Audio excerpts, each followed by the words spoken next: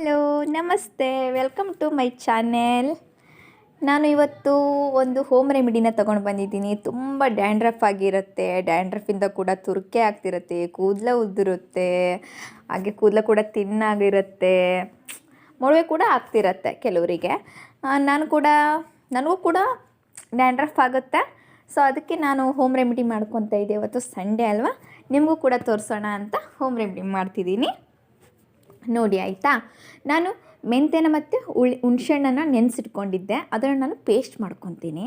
ಇದಕ್ಕೆ ನೀವು ಇದು ನಿಂಬೆ ರಸ ಕೂಡ ನೀವು ಆ್ಯಡ್ ಮಾಡ್ಕೋಬೋದು, ಆಯಿತಾ. ಯಾಕಂದರೆ ಹುಳಿ, ನಿಂಬೆ ರಸ ಮತ್ತು ಹುಳಿ ಮೊಸರು, ಇದು ಮೂರಲ್ಲೂ ಕೂಡ ಆಮ್ಲೀಯ ಅಂಶ ಇರುತ್ತೆ. ಈ ಆಮ್ಲೀಯ ಅಂಶದಿಂದ ಏನಾಗುತ್ತಂದರೆ ನಮ್ಗೆ ಡ್ಯಾಂಡ್ರಫ್ ಆಗಿರುವಂಥದ್ದು ಬೇಗ ನಾವು ಫಂಗಲ್ ಇನ್ಫೆಕ್ಷನಿಂದ ಆಗಿರುವಂಥದ್ದು ಬೇಗ ನಾವು ನಿವಾರಣೆ ಮಾಡ್ಕೋಬೋದು.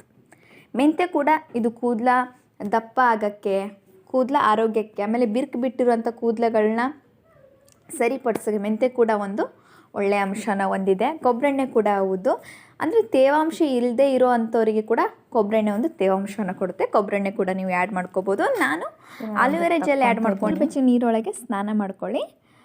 ಶಾಂಪು ಒಂದು ದಿವಸ ಶಾಂಪು ಯೂಸ್ ಮಾಡಬೇಡಿ, ಮಾರನೇ ದಿನ ಬೇಕಾದ್ರೆ ನೀವು ಸ್ನಾನ ಮಾಡ್ಬೇಕಾದ್ರೆ ಯೂಸ್ ಮಾಡ್ಬೋದು. ಆದರೆ ಪೇಸ್ಟ್ ಹಚ್ಚಿದ ತಕ್ಷಣ ಶಾಂಪು ಯೂಸ್ ಮಾಡಬೇಡಿ. ಶಾಂಪು ಯೂಸ್ ಮಾಡಿಬಿಟ್ರೆ ಈ ಪೇಸ್ಟು ನಿಮಗೆ ಎಫೆಕ್ಟ್ ಆಗಲ್ಲ.